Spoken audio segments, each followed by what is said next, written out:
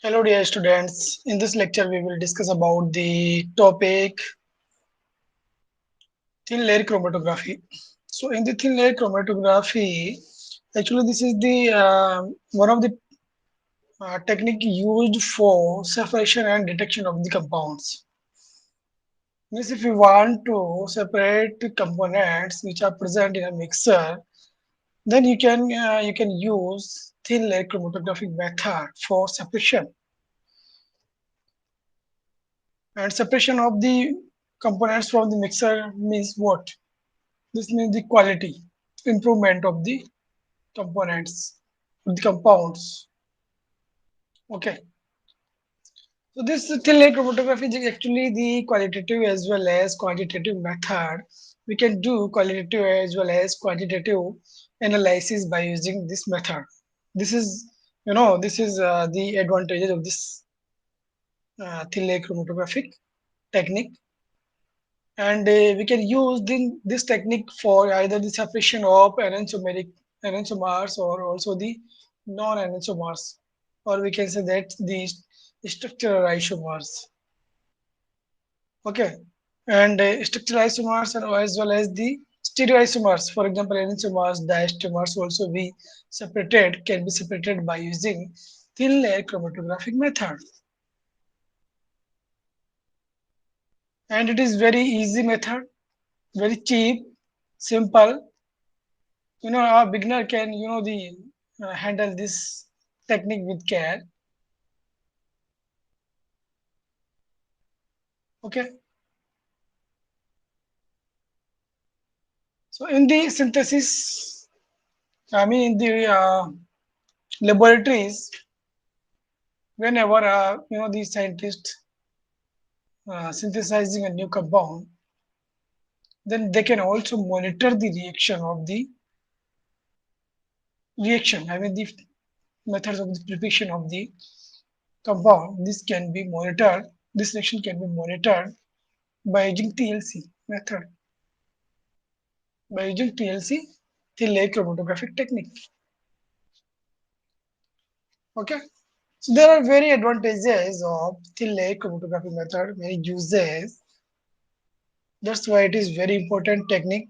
It is widely used technique and very important technique in the various fields, academic as well as industrial fields. Industrial fields mean in the food, in the drugs, in the agricultural, or maybe in another type of the industries it is used due to its simplicity and cheap method it is. So learning objective of this class to understand the basic terms used in thin layer chromatography method and to know the fundamentals and methods of thin layer chromatography, separation of enantiomers, how we can separate the enantiomers from the receiving mixer by using thin layer chromatography can be easily understood in this chapter by this by this lecture. My focus will be on the explaining the methods for separation of enantiomers from the receiving mixer. And the learning outcome of this class, student would get the knowledge about the thin layer chromatography, either its processing, fundamentals, principles, etc. And they can apply thin layer chromatography for enantiomeric separation. Once they get the information about they get the knowledge about the thin layer chromatography, they can easily apply, they can use this for separation of the enantiomers very easily. Okay. Now coming on the topic, thin layer chromatography and column chromatography are different type of liquid chromatography technique, and the principle of operation is the same. Actually, both the techniques are the examples of liquid chromatography, and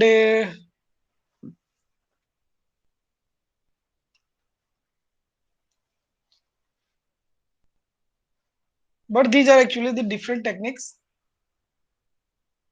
In the thin layer chromatography, we perform the chromatographic run at the thin layer of the stationary phase. While in the column chromatography, we perform chromatographic run in a column, and this column is packed by the stationary phases. This stationary phase may be chiral or maybe in achiral. This will actually depend upon the compounds which are to be separated.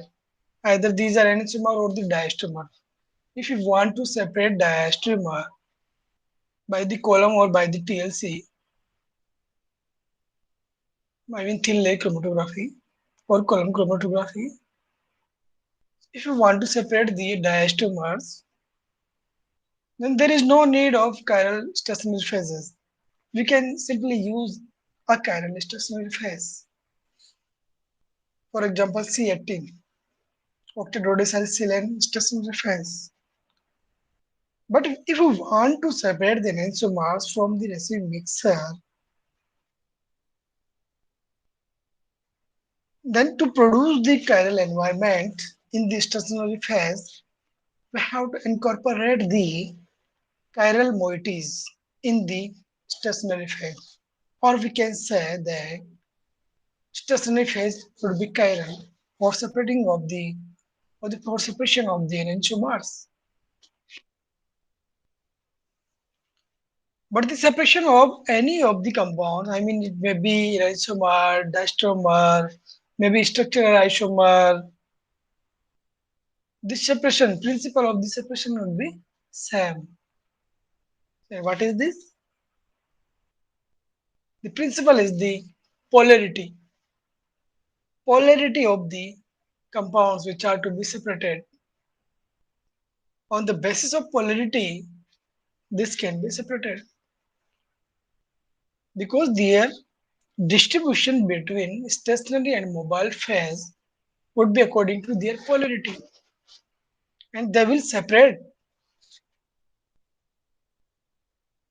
because if there is polarity difference between two components, then they will interact differently with the mobile and stationary phase. If they will differently interact with the mobile and stationary phase, then their retention time will be different. Means they loot from the uh, column, or they will travel the different distance in the TLC, and they can be separated. Okay. So the principle or operation is same in both the techniques, right? In both the techniques, the mobile or moving phase are liquid. This is the similarity, and the stationary phase is usually silica or alumina. Here, alumina and silica are actually very polar layer of adsorbents on an inert or flat support in the TLC. Okay, so these act as actually the adsorbent, and our analyte compound will adsorb at these stationary phases and interact. They get separated, right?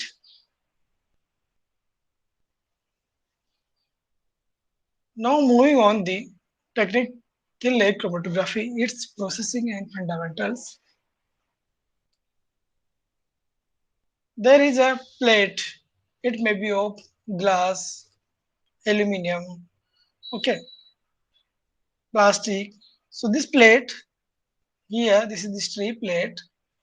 The surface of the plate consists of a very thin layer of silica on a plastic or aluminum backing. The silica is very polar and this acts as stationary phase. So here in this thin layer, in this glass plate, thin layer of the stationary phase is actually spreaded. If this is spreaded, then this thin layer of the stationary phase is formed on this plate, right? And after forming the stationary phase, thin layer of the stationary phase, we spot the material which is to be separated at the origin or the bottom of the TLC plate. So here, this is the compound, spot of the compound spotted here at the bottom of the thin layer plate, right?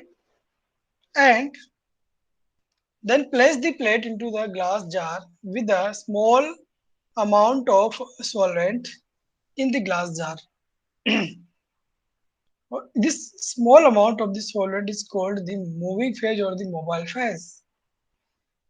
So we put this TLC in a glass jar where moving or mobile phase or the solvent is already placed, poured, and we have placed this TLC plate in this solvent in the jar.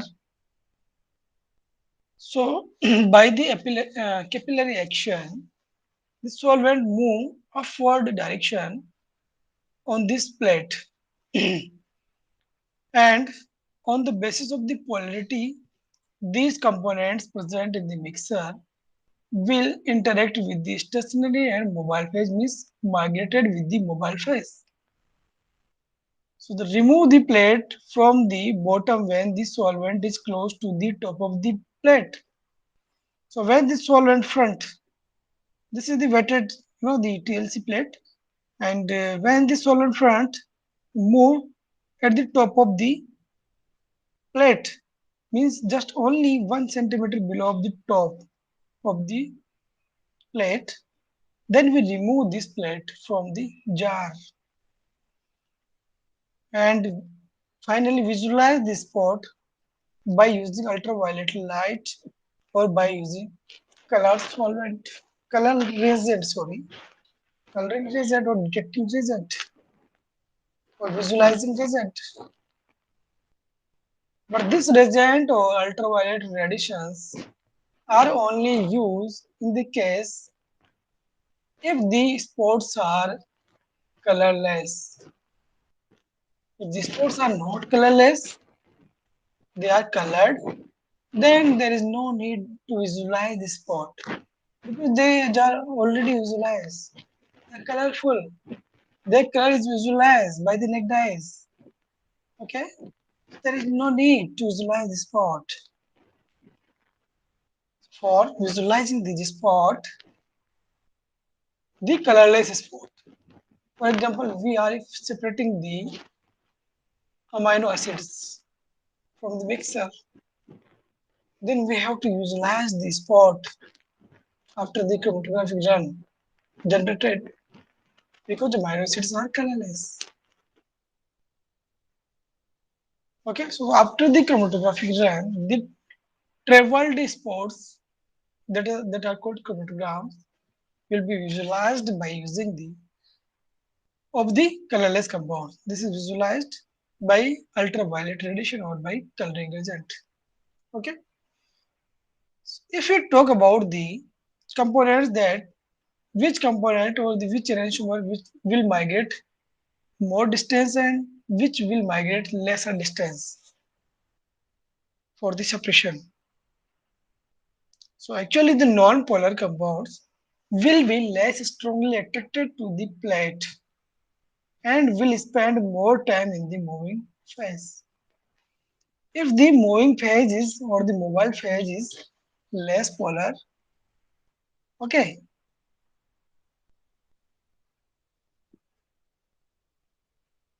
less polar and stationary phase is more polar, then non-polar compound will less strongly attract to the plate or the stationary phase because stationary phase is polar. So non-polar compound will not interact with the polar stationary phase. Okay. So if non-polar compounds less strongly attract towards plate, then it will spend more time in the moving phase. It means this will retain with the mobile phase for more time. And since moving mobile phase is moving, so with the moving phase, these non-polar components will move faster and this will appear closer to the top of the plate. So if the component of the non-polar compound will move faster, then its spot will be appeared at the closer to the top of the plate or near the top of the plate or closer to the top of the plate. Okay, and the polar compound will be more strongly attracted to the plate and will spend less time in the moving phase and appear lower on the plate. So if the components is polar, then it will strongly interact with the stationary phase. If this will retain with the stationary phase for more time, means it will retain with the mobile phase for less time. If this compound is not in the mobile phase, then how it will move? Or if we can say that if its existence in the mobile phase is for less time, that it will migrate for less time, for less distance. If it will migrate less distance, then it will return at the lower of the plate or the closer to the bottom of the plate. So one spot move upwards ahead, distance more, travel distance more, and second travel distance less, then they get separated. And this can be explained by this. Studying this slide here, this is the origin. Origin means the mixer is spotted here of the component, and this is the solvent front. Means this is the the depth to which, or this is the layer up to which solvent is filled. In the solvent filled in the glass jar, and we put this plate in the glass jar and solvent, the upper layer of the solvent, the reach at here at this layer, means this plate dipped up to this layer in the solvent.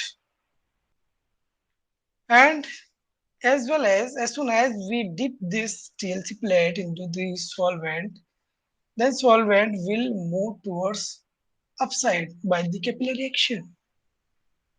And at this stage, the solvent migrated up to this level from this horizon or from this solvent front. And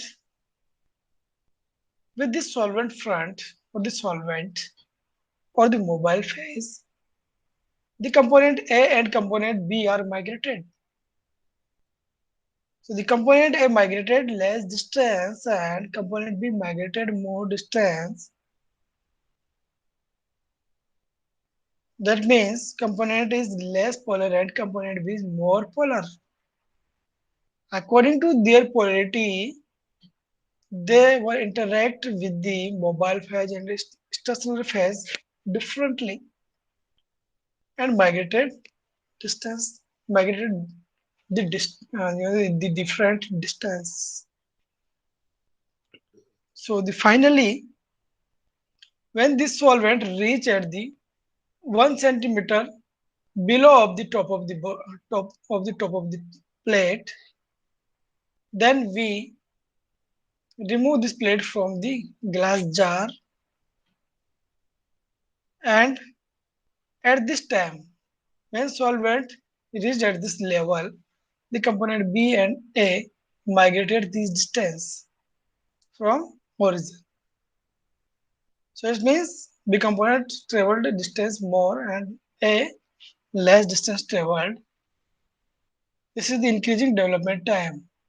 Means as well as the time of the development chromatography development increased, the spores for the substance molecules traveled more and more distance in the TLC plate.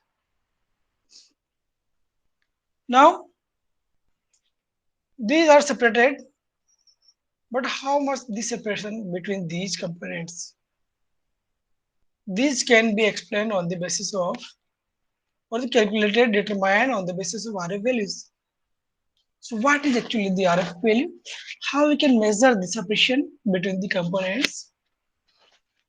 This is the plate and these are the spots traveled after the chromatographic run. Here, a measure of the movement of a component compared with the movement of solvent.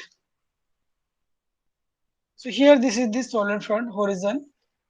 This component traveled the distance dA from this horizon, and the component B traveled the distance dB, means this is the distance D traveled by component B. Is this? This is the difference in centimeter. Okay, and the solvent traveled the distance ds. S means solvent, D means distance. This. Okay.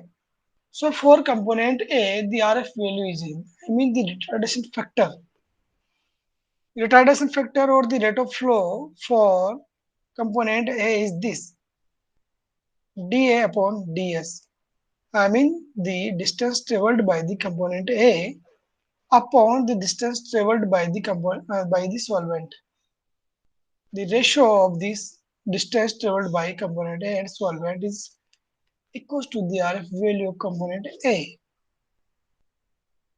And for component B, the RF value can be calculated by the dividing the distance traveled by the component B by the distance traveled by component for the solvent, by the solvent. So once we get the value of RF for component A and component B, then we can easily determine the resolution value. Okay, and how much the distance, how much the difference between RF value of component A and B is directly proportional to the resolution value or the separation. Okay, they are directly proportional. Separation and RF value, difference or RF value are directly proportional. Now, in the thin layer chromatography, this qualitative analysis is there. We can, the analyze the quality of the mixer, means which component is present in the solution can be identified by spotting the unknown compound. This is the unknown compound. This is the spot of the component A, means the compound A. This is compound B, and this is spot of unknown compound. So if the spot from the unknown compound traveled the distance same as the component A, it means in the unknown sample, the component A would be present. And if there is also the spot of the unknown sample parallel to the spot of the B, then this conclude that there may be the presence of component B in the unknown sample.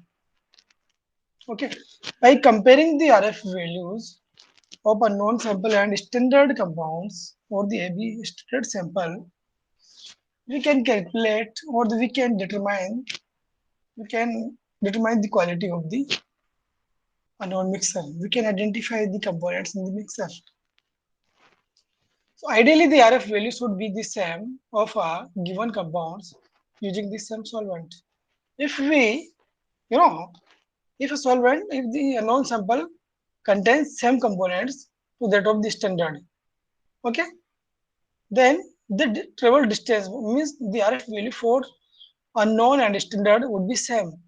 But the condition is that the chromatography conditions, for example, the solvents, temperature, thickness of the layer of the stationary phase, every condition applied for the chromatography run should be, or this must be same.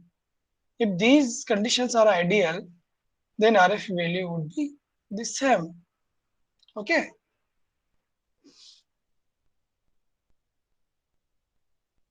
So practically the movement depends on the structure and thickness of the layer, the amount of water remaining, and effect of the water on this RF value. So there are so many factors which affect the RF value of the compounds. Okay, so for same compounds, we can get the same RF value, but the condition is that the thickness and structure of the stationary phase should be identical. Temperature should be identical. Solvents should be identical. Each and every condition should be identical for getting the same RF value, ideal RF value for the same compounds. Now the advantages of thin layer chromatography method is the binding agent used in this method is simple. These binding agents are actually cheaper. Simple, this is simple method. Rapid method, within the 5 to 10 minutes we can the observe the results. And cheap. This method is cheap method because binding agents used are cheap. Not the too much money is required to spend here in this technique. Now the examples of the compounds to be separated by the thin layer chromatography are fluorine, fluorinol, and fluorinol. So can you get the the polarity? Can you get any idea about the polarity of this compound, which is more polar and which is less polar, least polar, most polar? Yeah, we can easily get. If you see here, we see the here. These rings are in all three structures. These rings are actually the same, and the hydrocarbon chains actually have the less polarity. Okay, but in this compound here, the oxygen is present. But due to the presence of oxygen, doubly bonded oxygen with the carbon, there is electronegative difference between this carbon and oxygen. And due to this difference in electronegativity, this group, this bond is actually the polar bond. Means due to the presence of oxygen, there is the generation of polarity in this compound. And this is also the polar compound. This is more polar than the fluorinol. Why this is so? Because there is OH group. And actually the oxygen is more too much electronegativity has than the hydrogen. This OH bond is very polar bond due to electronegative difference between oxygen and hydrogen. So since if it is polar bond, then this compound will be polar. Okay. So polarity is due to the presence of OH bond, OH group in this compound. Alcohols are actually the polar compounds, very much polar compound, very high polar compound. Okay. And due to their high polarity, they form the hydrogen bond.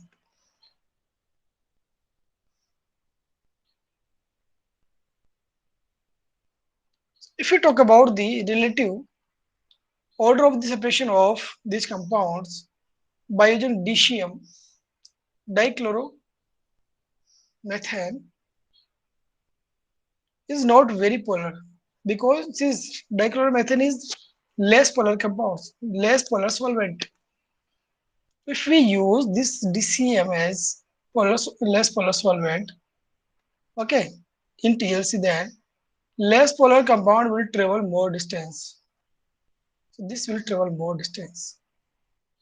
Okay, and fluorine non traveled less distance. So if we talk about the order of these compounds spot in the TLC after the chromatographic run, then we can easily see here that the first spot or the upper spot is for fluorine. then fluorinol, and then fluorinol. Okay, so this would be the order, relative order of suppression. Now we can separate DL-selenomethionine, selenomethionine enantiomers from the mixture of DL-selenomethionine. And since enantiomers have the similar chemical and physical properties except optical rotation of plane polarized light, so these cannot be separated in a chiral environment, or we can say by using the silica gel only, because silica gel is actually the silica gel contain actually salicylic acid, and salicylic acid is actually the achiral compound, so they cannot be separated because in achiral environment enantiomer have the similar properties like polarity is same, solubility is same, boiling point, melting points are same, so how they can be separated. But if we incorporate minus quinine, means a chiral compound in chirally pure compound actually, okay, chirally pure compound into this stationary phase or in the mobile phase, then there is the generation of chiral environment either in the stationary phase or in the mobile phase. Okay,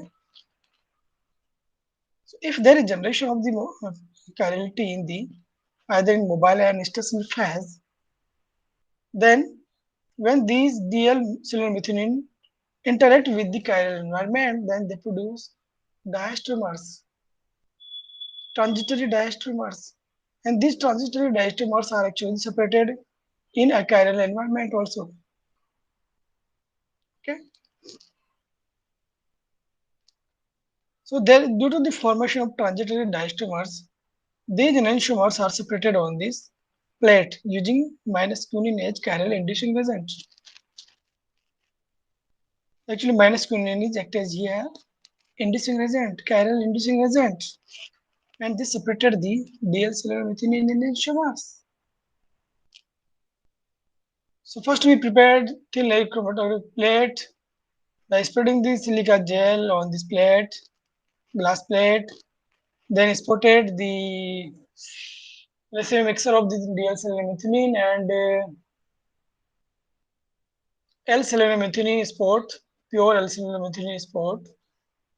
Okay, and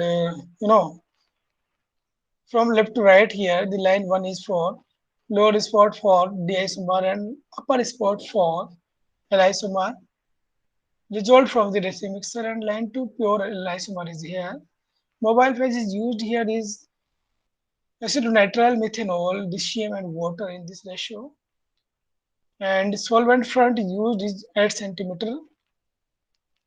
Okay, this solvent traveled the distance by 8 centimeter. And temperature used here, the temperature condition was 25 plus minus 2 degree centigrade. Detection was made actually using ninhydrin solution, where this was prepared by using 0.3% in N-butanol. I mean, ninhydrin solution was 0.3% in N-butanol solvent. And the development time was 10 minutes. For traveling the solvent front 8 centimeter, 10 minutes was taken. Okay. So after the chromatographic RAM, these are separated. Okay. And by by matching these spots, these are actually parallel spots, and this is for L isomer. So this would be also for L isomer, and this spot will be for D isomer of selenomethionine. These are the resolution data of an isomer of DL selenomethionine. This is the HRF value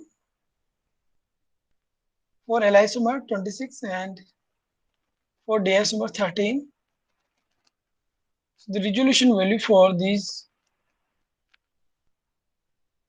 isomer is 1.69, and the resolution is equal to the HRF multiplied is equal to RF, and HRF is equal to RF multiplied by the 100. Okay.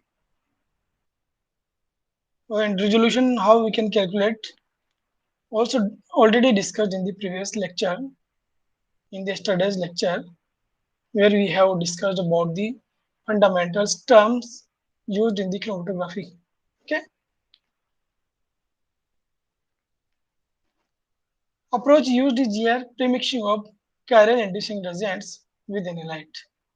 So we have mixed the analyte with the chiral inducing reagent, okay, and then spotted on the TLC plate, and then chromatographic run was processed and detected the spots by using ninhydrin solution 0.3% in N-butanol.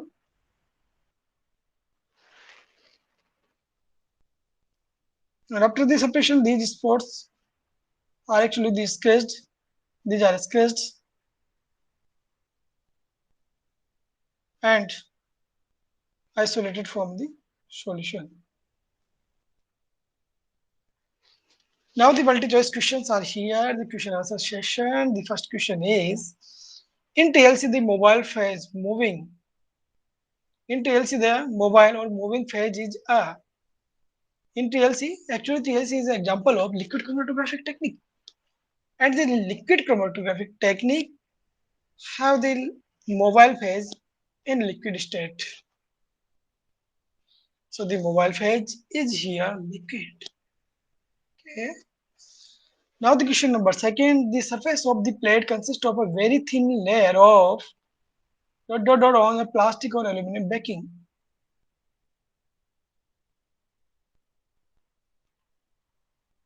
So surface of the plate consists of a very thin layer of what? Which is used as stationary phase. So the silica is used as stationary phase.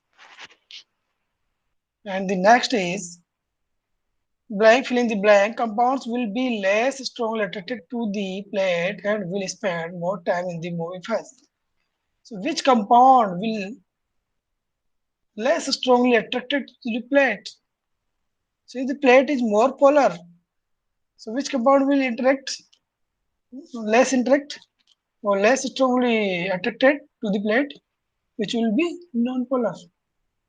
So non-polar compound will less strongly attract to the plate. So the option A would be the correct option. Now,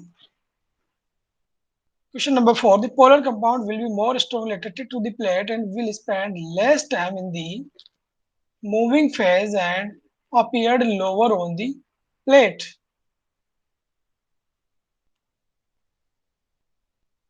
So actually there is filling the blank. The dot would be here. Just 1 minute.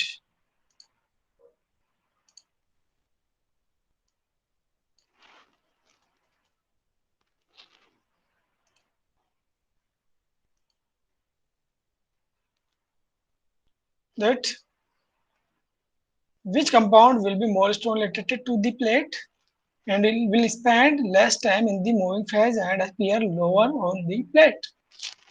So this has been discussed already that like dissolve like interact with the like. Same type of the compound will interact with the same type of the compound. Okay, means polar compound will interact with the polar stationary phase, and less polar compound will interact with the less polar stationary phase. So here the since the plate is more polar, so the more polar component will strongly attracted to the plate. So the option B would be the correct option. Now the question number 5, which is correct statement for TLC? In the TLC, the surface of the plate consists of a very thin layer of silica on a plastic or aluminum backing. Is this correct? Yeah, this is correct. Option B, the silica is very polar, the stationary phase. Yeah, in the TLC, silica is very polar, stationary phase. As the option, spot the material at the origin bottom of the TLC plate. Yeah, material is spotted on at the origin of the TLC plate or bottom of the TLC plate. So the option A, B, and C are actually the correct option. All are actually the correct statements.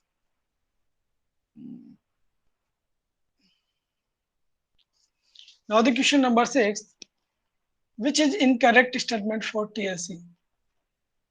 We place the plate into a glass jar with a small amount of a solvent in the glass jar, the mobile phase it is.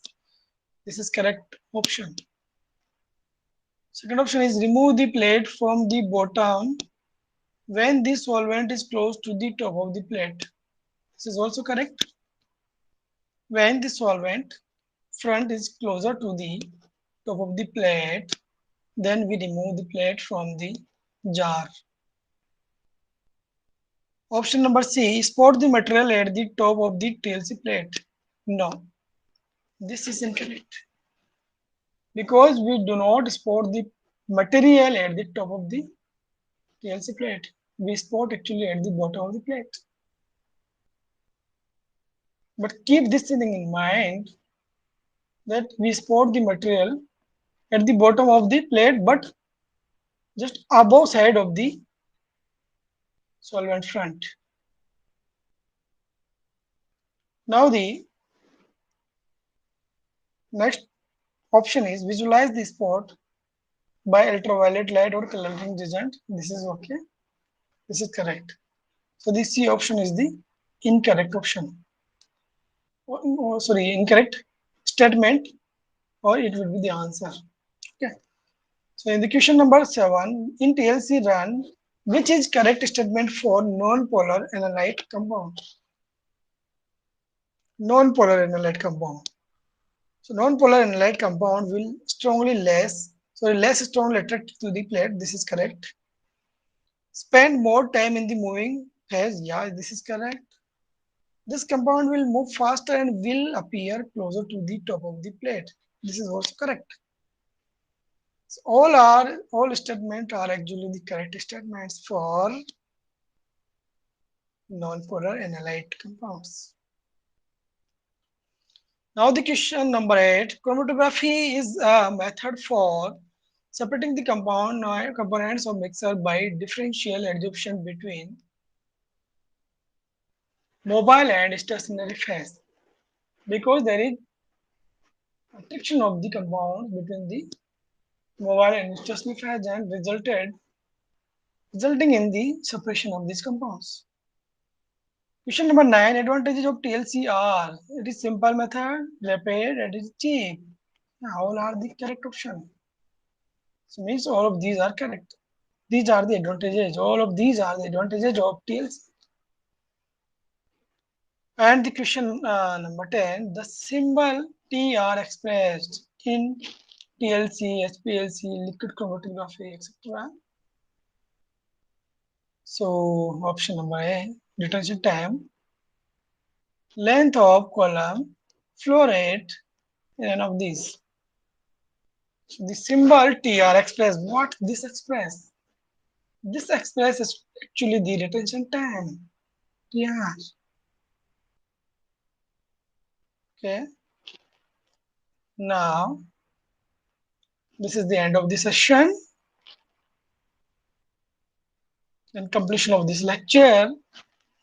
So if you have any type of the query, any question, any doubts, then please call me. You can ask to me. I'd be very happy to answer you. Thank you. These are the reference books. Thank you. Have a good day.